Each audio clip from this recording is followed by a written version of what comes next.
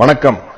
9 வருடங்களுக்கு முன்னால் காவிரி நதிநீர் பிரச்சனையின் போது கர்நாடகாவில் தமிழர்கள் தாக்கப்பட்டார்கள். தமிழ் படங்கள் திரையிடுவதை நிறுத்தச் சொல்லி ஆர்ப்பாட்டங்கள் நடைபெற்றன. அதற்கு கண்டனம் தெரிவிக்கும் வகையில் தமிழ் திரையுலகின் சார்பில் நடைபெற்ற கண்டன கூட்டத்தில் பலரும் ஆவேசமாக பேசினார்கள். அவர்களில் நானும் ஒருவன். அதற்கு எதிர்வினையாக என்னுடைய கொடும்பாவி உருவ பொம்மைகள் கர்நாடகாவில் எரிக்கப்பட்டன. அதே வேளையில் கர்நாடகாவில் நடைபெற்ற ஆர்ப்பாட்டங்களில் கர்நாடகா திரைப்பட கலைஞர்களும் ஆவேசமாக பேசினார்கள். அப்படி நான் பேசிய போது என்னுடைய சில வார்த்தைகள் கன்னட மக்களின் மனதை புண்படுத்தியதாக அறிகிறேன். நான் கன்னட மக்களுக்கு எதிரானவன் அல்ல. அதற்கு உதாரணமே 35 வருடங்களாக என்னிடம் உதவியாளராக இருக்கும் திரு சேகர் என்பவரின் தாய்மொழி கன்னடம். கடந்த 9 வருடங்களில் பாகுபலி பாகம் 1 உட்பட நான் நடித்த சுமார் 30 திரைப்படங்கள் கர்நாடகாவில் வெளியாகியுள்ளன.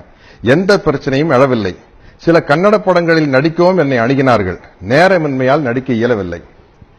9 வருடங்களுக்கு முன்னால் நடந்த அந்த கண்டன கூட்டத்தில் நான் பேசிய அந்த வீடியோ பதிவை யூடியூபில் பார்த்ததாலும் நான் பேசிய சில வார்த்தைகளால் கன்னட மக்களின் மனம் புண்படுவதாக அவர்கள் கருதுவதாலும் அந்த சில வார்த்தைகளுக்காக 9 வருடங்களுக்கு பிறகு நான் கன்னட மக்களிடம் என் மனப்பூர்வமான வருத்தத்தை தெரிவித்துக் கொள்கிறேன்.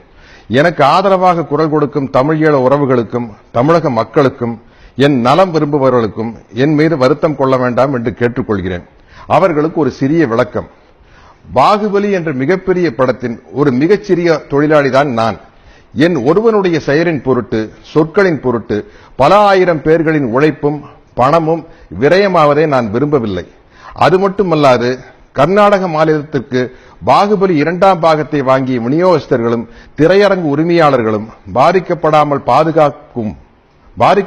பாதுகாக்கும் கூடுதல் பொறுப்பும் எனக்கு உள்ளது என்பதை தயவு செய்து புரிந்து கொள்ள வேண்டும் என்று கேட்டுக்கொள்கிறேன்.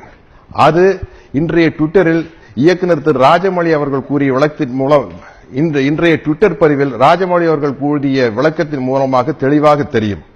ஆனாலும் இனிவரும் காலங்களில் தமிழீழ மக்களின் பிரச்சனையாக இருந்தாலும் சரி, காவிரி நதிநீர் பிரச்சனையாக இருந்தாலும் சரி, விவசாயிகள் பிரச்சனையாக இருந்தாலும் சரி, தமிழக மக்களின் நலம் சார்ந்த அனைத்து நியாயமான பிரச்சனைகளுக்கும் தொடர்ந்து குரல் கொடுத்துக் கொண்டுதான் இருப்பேன் என்பதை தெள்ளத் தெளிவாக கூறிக்கொள்கிறேன்.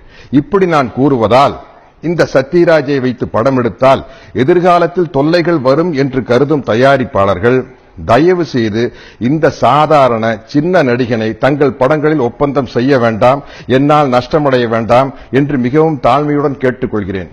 ஏனென்றால் ஒரு நடிகனாக இருப்பதை விட இறப்பதை விட எந்தவிதமான மூட நம்பிக்கையும் இல்லாத ஒரு தமிழனாக இருப்பதும் இறப்பதும் தான் எனக்கு பெருமை, மகிழ்ச்சி. எனது மனப்பூர்வமான வருத்தத்தை ஏற்றுக்கொண்டு பாகுபலி படத்தின் 2ஆம் பாகத்தை வெளியிட ஒத்துழைக்குமாறு கன்னட மக்களை அன்புடன் கேட்டுக்கொள்கிறேன்.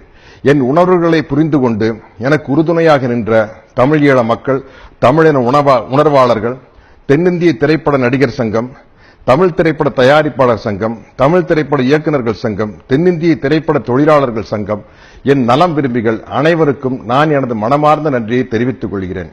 என்னால் ஏற்பட்ட தொல்லைகளை பொறுத்துக் கொண்ட இயக்குநர் திரு ராஜமௌழி, தயாரிப்பாளர்கள் திரு ஷோபு, திரு பிரசாத் மற்றும் பாகுபலி படக்குழுவினர் அனைவருக்கும் எனது மனமார்ந்த நன்றியை தெரிவித்துக் கொள்கிறேன்.